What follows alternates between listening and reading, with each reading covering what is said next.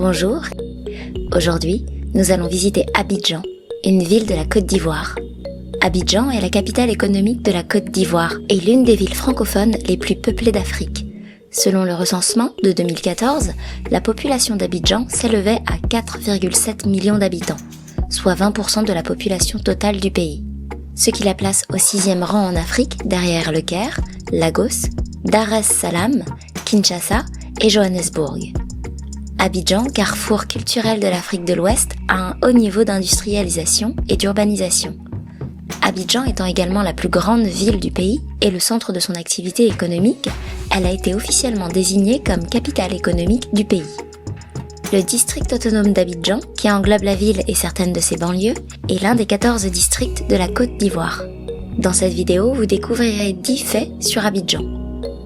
Avant cela, abonnez-vous et cliquez sur la cloche de notification afin d'être informé de toutes nouvelles vidéos. Vous êtes prêts ? Allons-y !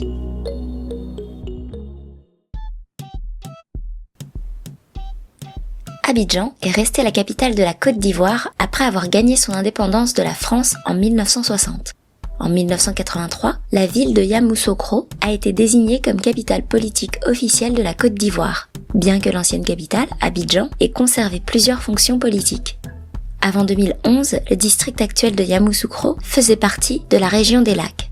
Le district a été créé en 2011 et est divisé en départements d'Atiéguakro et de Yamoussoukro. Pendant plus de 3 décennies, après l'indépendance de la Côte d'Ivoire en 1960, Yamoussoukro a été la deuxième capitale du pays, parce qu'elle était le lieu de naissance, le domicile et le siège officieux de l'ancien président Félix Houphouët-Boigny, chef de l'État ivoirien de 1960 à 1993. La ville abritait la salle de réunion du Parti démocratique de Côte d'Ivoire, le seul parti politique du pays jusqu'en 1990. Yamoussoukro est devenu un centre urbain majeur, en grande partie grâce à l'influence du président, avec une infrastructure importante de routes et de services publics. Les industries de la pêche, de la sylviculture et du parfum jouent un rôle important dans l'économie de la ville.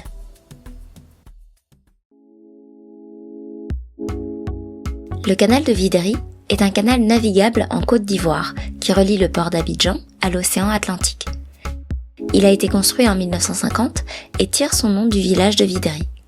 Le canal de Videri a ouvert la lagune à la mer la même année, avec la ville devenant le principal centre maritime et financier de l'Afrique de l'Ouest francophone.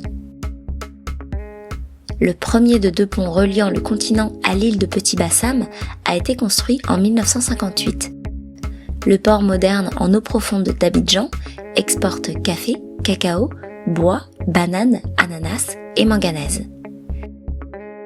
Des secteurs administratifs et commerciaux du continent, la ville s'étend vers le sud jusqu'à la zone industrielle de Petit-Bassam et les quais de minerais et de pétrole le long du canal Videri.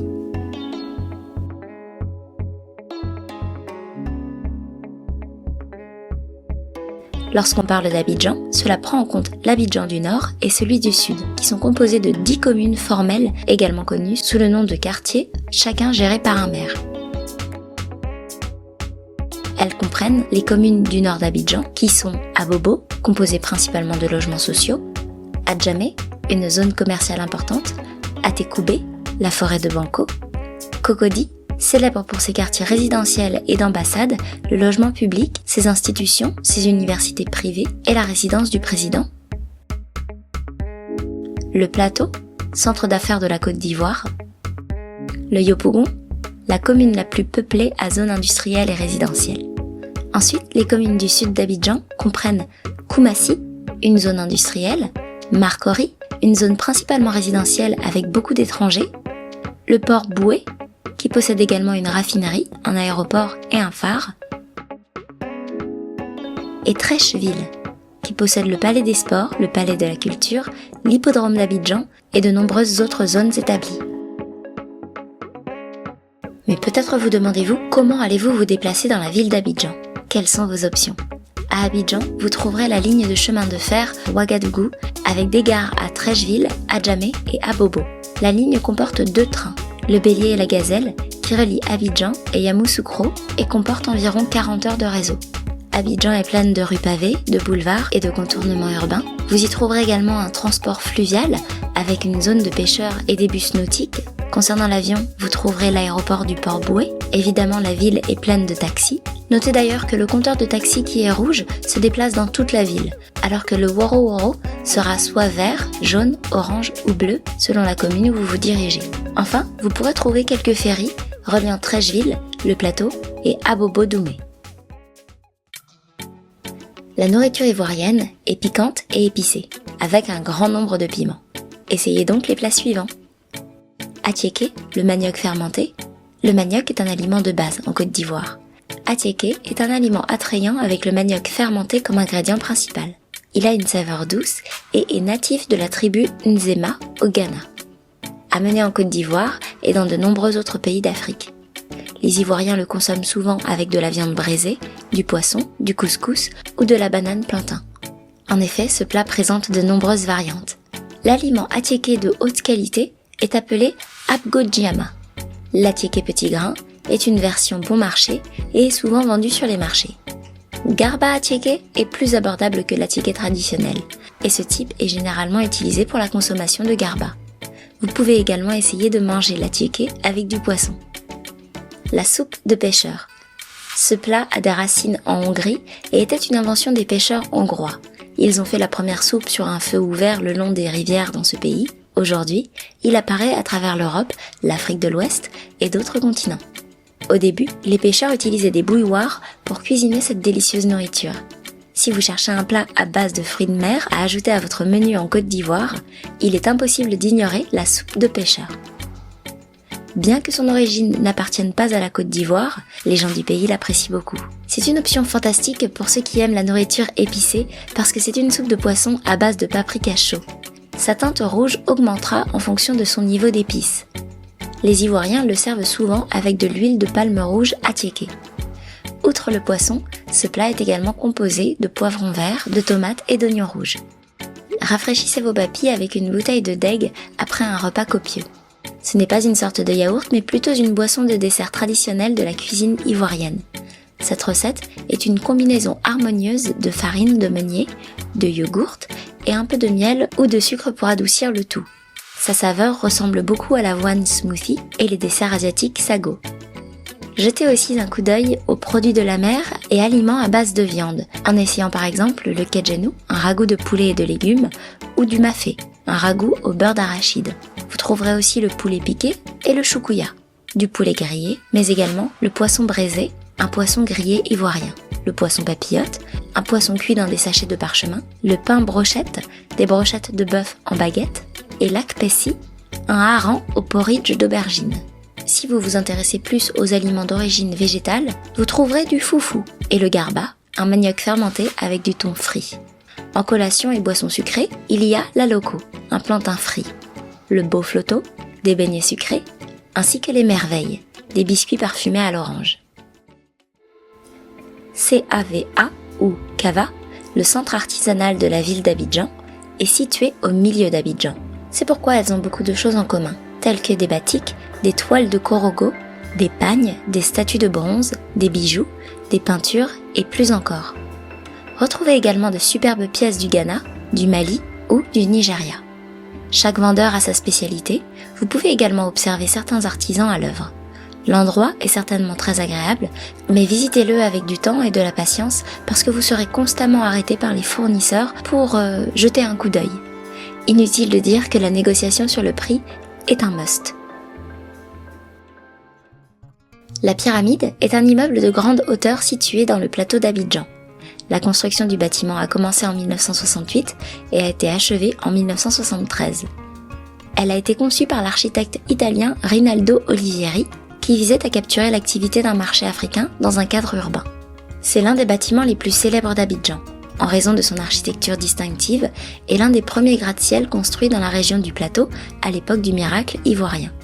Les expatriés et autres élites ivoiriennes d'Abidjan résidaient dans le corps de la pyramide, tandis que le rez-de-chaussée était réservé aux boutiques.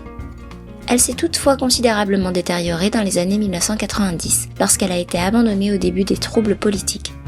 elle est toujours en attente de rénovation, avec son rapport inefficace de l'espace louable à la circulation, qui est principalement la cause de sa détérioration, puis celle-ci est devenue particulièrement dangereuse au cours des années 2000. Un programme de rénovation complète de la pyramide a été annoncé par le gouvernement ivoirien en 2011, grâce à une offre de partenariat public-privé.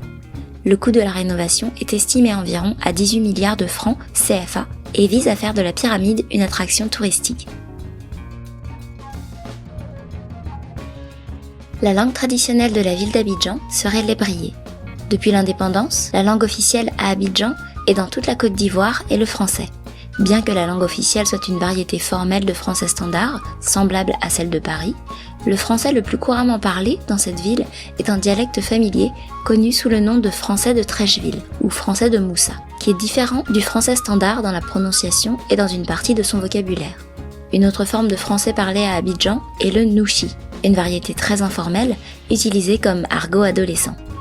La lingua franca historique, encore parlée, est connue par la plupart de la population commerçante d'Abidjan et est appelée le dioula. La ville accueille de nombreux Ivoiriens de tout le pays et une soixantaine de langues vernaculaires sont parlées comme le baoulé, le wobé, le bété et l'atié. Abidjan est entouré de plus de 30 villages où l'on parle encore couramment également le baoulé et l'ébrié.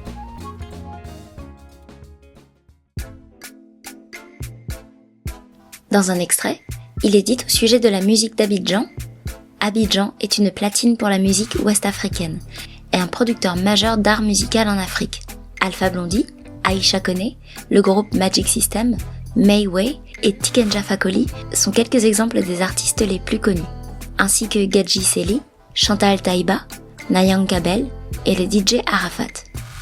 Dans les années 1980, la musicienne sud-africaine Myriam Makeba a déménagé à Abidjan quand elle n'a pas été autorisée à rentrer dans son pays, tout comme la chanteuse congolaise Tichala Mwana. Depuis les années 1990, Abidjan exporte une grande variété de styles musicaux en Afrique et en Occident, parmi lesquels on compte le zoblazo, le mapuka ou le zouglou, et depuis 2002, le coupé-décalé. La popularité et la grande variété de ces danses font de la ville une sorte de capitale africaine de la danse et de la tendance musicale. Abidjan est également considérée comme la capitale du reggae en Afrique. Chaque année, la ville organise les festivals de musique suivants: Abi Reggae, Faya Flow, les Top d'Or, le Festival Concerto, le Tiercé Gagnant, les RTI Music Awards, le DJ Mix Atalaku, organisé par RTI Music. Il s'agit d'un réservoir que certaines personnes appellent le poumon vert, qui oxygène le cœur de la ville tentaculaire d'Abidjan. Le Banco National Park est réparti sur 30 km² et composé d'environ 3474 hectares. Le parc se trouve dans la région sud-est du pays. Les arbres tropicaux, en particulier le bois dur, couvrent la majeure partie de la zone du parc national de Banco et sont la principale attraction du parc. Les visiteurs peuvent également voir des civettes africaines, des camés et des bushbooks errer librement dans le parc. Le parc national de Banco est un endroit populaire pour les activités récréatives en Côte d'Ivoire. Le parc doit son nom à la rivière qui le traverse. Malgré la pollution, la rivière abrite encore des cérémonies religieuses et mystiques car son eau est considérée comme sainte. Si autrefois il était dangereux d'entrer dans la forêt, aujourd'hui, le seul danger est de se perdre dans les sentiers boisiers de cette vaste enclave verdoyante. Il est donc recommandé de prendre un guide à l'entrée, puis vous pourrez choisir entre une excursion d'1 heure jusqu'à 3 heures de randonnée. Et s'il vous plaît, n'oubliez pas de prendre de l'insectifuge.